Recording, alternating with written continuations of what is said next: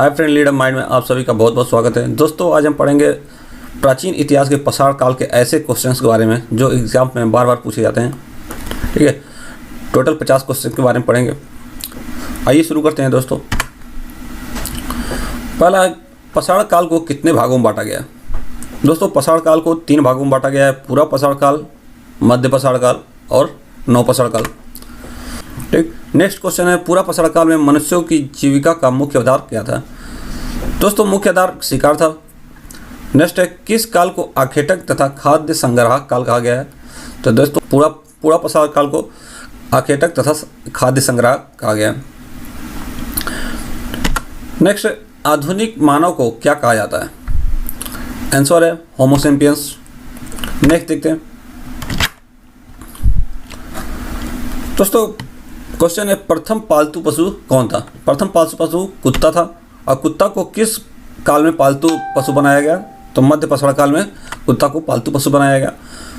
Next है, मानव ने आग की खोज कब की थी? दोस्तों, मानव ने आग की खोज पूरा पाषाण काल में कर ली थी, लेकिन उसका उपयोग नव पाषाण काल में शुरू करता है। ठीक है। नेक्स्ट है, मानव ने आग का प्रयोग किस काल में किया था? तो नव पाषाण काल में किया था। नेक्स्ट देखते हैं, मानव ने कृषि किस काल से प्रारंभ की? क्वेश्चन है, मानव ने कृषि किस काल से प्रारंभ की? तो आंसर है नव पाषाण काल से। अगला है, मनुष्यों में अस्थायी निवास की प्रवृत्ति किस काल से विकसित हुई? दोस्तों, मनुष्यों में अस्थायी निवास की प्रवृत्ति नव पाषाण काल से शुरू हुई, क्योंकि नव पाषाण काल से इन्होंने कृषि शुरू कर दिया था। ठीक है। नेक्स्ट है, भारत में पाषाणकालीन सभ्यता का अनुसंधान सर्वप्रथम किसने प्रारंभ किया था? आंसर है रॉबर्ट ब्रूस फूड ने 1863 ईस्वी में शुरू किया था। नेक्स्ट है, भारत में व्यवस्थित कृषि का पहला साक्ष्य किस स्थान से मिलता है? दोस्तों, भारत में व्यवस्थित कृषि का पहला साक्ष्य मेहरगढ़ से मिलता है। नेक्स्ट देखते हैं, किस स्थान से नव पाषाण काल हड्डी के औजार मिलते हैं? दोस्तों, तो बिहार के चिरान नामक स्थान से हड्डी के औजार मिलते हैं। पाषाण काल के 3 चरणों का साक्ष्य किस स्थान से मिलता है? दोस्तों, पाषाण काल के तीनों चरणों का साक्ष्य हमें बेलन घाटी से मिलता है, जो इलाहाबाद के पास है। ठीक है। नेक्स्ट है, मानव द्वारा प्रयोग की गई पहली धातु कौन सी थी? तो मानव द्वारा प्रयोग की गई पहली धातु तांबा थी, इसलिए इसे ताम्रयुग भी कहा जाता है। नेक्स्ट है, चावल की खेती का प्राचीनतम साक्ष्य किस स्थान से प्राप्त होता है? ठीक है। आंसर है कोहिलडीवा, इलाहाबाद से प्राप्त होता है। नेक्स्ट देखते हैं, पहिए का आविष्कार किस काल में हुआ था? दोस्तों, पहिए का आविष्कार नव पाषाण काल में हुआ था, और ये सबसे इम्पोर्टेंट आविष्कार रहा। नेक्स्ट देखते हैं, प्रागैतिहासिक काल के अंतर्गत किन संस्कृतियों को रखा जा सकता है? आंसर है पाषाण काल को रखा जा सकता है। नेक्स्ट है, प्रागैतिहासिक काल के अंतर्गत किन संस्कृतियों को रखा जा सकता है? आंसर है पाषाण। नेक्स्ट है, मानव सभ्यता के विकास की प्रथम अवस्था कौन सी थी? मानव सभ्यता की विकास की प्रथम अवस्था शिकार अवस्था थी। नेक्स्ट है, प्रागैतिहासिक काल के उपकरण एवं हथियार किससे बनाए जाते थे? ठीक है, पत्थर से बनाए जाते थे। नेक्स्ट देखते हैं, पूरा पाषाण काल का समय क्या है? आंसर है 25 लाख ईसा पूर्व से 10,000 ईसा पूर्व तक पूरा पाषाण काल का समय है। और मध्य पाषाण काल का समय क्या है? तो 10,000 ईसा पूर्व से 4,000 ईसा पूर्व है। नेक्स्ट है, नव पाषाण काल का समय क्या है? नव पाषाण काल का समय क्या है? तो 10,000 से 1,000 ईसा पूर्व है। दोस्तों, आप सोच रहे होंगे कि 10,000 से 4,000 ईसा पूर्व मध्य पाषाण काल का समय है, और 9 पाषाण काल का समय 10,000 से 1,000 ईसा पूर्व है। तो क्या हुआ था कि कहीं पर पहले ही शुरू हो गया था नव पाषाण काल, और कहीं बाद में शुरू हुआ है, इसलिए 10,000 से शुरू है यहाँ पे, और यहाँ भी 10,000 से शुरू है। नेक्स्ट है, पाषाण काल को इतिहास के किस काल में रखा जा सकता है? पाषाण काल को इतिहास के प्रागैतिहासिक काल में रखा जाता है। प्रागैतिहासिक काल का मतलब होता है जिस काल में किसी कोई लिखित साक्ष्य न मिला हो, उसे प्रागैतिहासिक काल कहते हैं। और जहाँ लिखित साक्ष्य मिला है लेकिन उसे पढ़ा नहीं जा सका, उसे आदि ऐतिहासिक काल कहते हैं, जिसे सिंधु घाटी सभ्यता या हड़प्पा सभ्यता। ठीक है।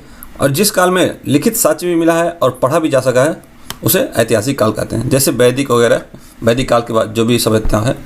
ठीक। नेक्स्ट है, प्रागैतिहासिक काल किसे कहा जाता है? ठीक है, जिसके बारे में कोई लिखित साक्ष्य नहीं मिलता, उसे प्रागैतिक साक्ष्य कहते हैं, प्रागैतिहासिक काल कहते हैं। नेक्स्ट है, इतिहास के उस काल को क्या कहा जाता है जिसके लिखित साक्ष्य तो मिले लेकिन उनको पढ़ा नहीं जा सका है? ठीक है। आंसर है आदि ऐतिहासिक काल कहा जाता है, आदि ऐतिहासिक काल कहा जाता है। ठीक, नेक्स्ट भारतीय प्रागैतिहासिक का पिता किसे कहा जाता है?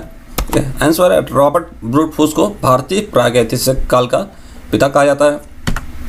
नेक्स्ट रॉबर्ट ब्रूसफूट ने कब तथा कहाँ पूरा पसार काल की उपकरण की खोज की थी? ठीक है, तो 1863 में मद्रास में पल्लवरम में की थी। ठीक है, नेक्स्ट है रॉबर्ट ब्रूसफूट कौन थे? तो रॉबर्ट ब्रूसफूट भूवैज्ञानिक व इतिहासकार थे। नेक्स्ट भारतीय पुरातत्व विभाग का जनक किसे कहा जाता है? दोस्तों भारतीय पुरातत्व विभाग का जनक अलेक्जेंडर कनिंघम को कहा जाता है। ठीक है, नेक्स्ट क्वेश्चन है अलेक्जेंडर कनिंघम ने भारतीय पुरातत्व विभाग की स्थापना कब की थी? तो अलेक्जेंडर कनिंघम ने 1861 में भारतीय पुरातत्व विभाग की स्थापना की थी।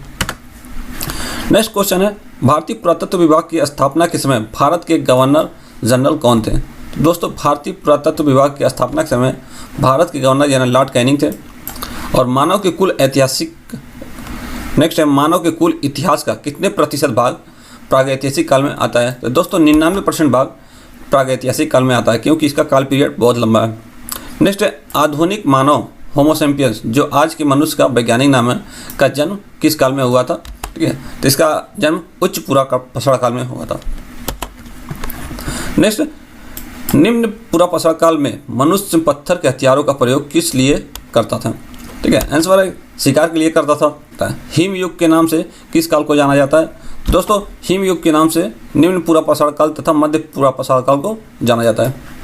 ठीक है, नेक्स्ट क्वेश्चन है हिम युग में तथा आगे आने वाले समय में मनुष्य के लिहाज से मुख्य अंतर क्या है? तो हिम युग में और आने वाले मनुष्य के लिहाज में, हिम युग में जानवरों का आकार बड़ा होता था, जिस वजह से मनुष्य बड़े बड़े हथियारों का प्रयोग करता था।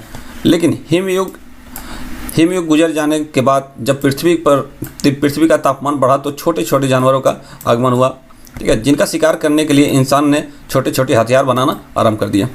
ठीक, नेक्स्ट देखते हैं नवपाषाण युग में मानव अपने मृतकों का अंतिम संस्कार कैसे करते थे?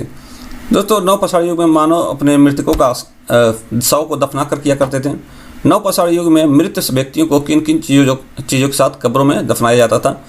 तो चीज़ें हथियार, मिट्टी के बर्तन, खाने पीने की चीज़ें, ठीक है, इन सब के साथ शव को दफनाया जाता था। नेक्स्ट नवपाषाण युग में कब्रगाहों में बड़े बड़े पत्थर लगा दिए जाते थे। ठीक है, उन पत्थरों को क्या कहते थे? तो महापाषाण कहते थे। नेक्स्ट मिट्टी के बर्तन का प्रयोग सर्वप्रथम किस युग में किया गया था? दोस्तों मिट्टी के बर्तन का प्रयोग सबसे पहले नवपाषाण युग में किया गया था। नेक्स्ट क्वेश्चन है मनुष्य ने वस्त्र बुनने की कला कब शुरू की थी? तो मनुष्य ने वस्त्र बुनने की कला नवपाषाण काल में शुरू कर दी थी। आदि मानव ने सबसे पहले क्या सीखा था? दोस्तों आदि मानव ने सबसे पहले आग जलाना सीखा था। ठीक है, लेकिन इसका उपयोग नवपाषाण काल में करना शुरू किया। आदि मानव प्रायः किन दो चीज़ों से डरा करता था? दोस्तों आदि मानव प्रायः पहला मौसम से और दूसरा जंगली जानवरों से डरा करता था। नेक्स्ट आदि मानव की अत्यधिक महत्वपूर्ण खोज कौन सी थी? तो चक्र जो था अति महत्वपूर्ण, या पहिया अति महत्वपूर्ण खोज ये थी कि उन्होंने पहिया का खोज किया। ठीक, नेक्स्ट है प्राचीन काल के धातुओं का संग्रह कौन सा विभाग करता था? प्राचीन काल के धातुओं का संग्रह कौन सा विभाग करता था? ठीक है, पुरातत्व विभाग प्राचीन काल का धातु का संग्रह करता था। ताम्रपाषाण युग के मनुष्य का मुख्य पेशा क्या था? दोस्तों ताम्रपाषाण युग के मनुष्य का मुख्य पेशा खेती करना था। आगे देखेंगे किस काल में मनुष्य ने पत्थर और तांबे, ठीक है, किस काल में मनुष्य ने पत्थर और तांबे के औजारों का साथ साथ प्रयोग करना सीखा? ठीक है, आंसर है ताम्रपाषाण कालीन में पत्थर और तांबे का दोनों का प्रयोग साथ साथ करना सीखा। नेक्स्ट ताम्रपाषाणी काल में किस धातु का सर्वप्रथम औजारों में प्रयुक्त किया गया? ताम्रपाषाणी काल में किस धातु का सर्वप्रथम प्रयोग औजारों के प्रयुक्त में किया गया? ठीक, आंसर है तांबा का जो है हथियारों के रूप में प्रयोग किया गया था।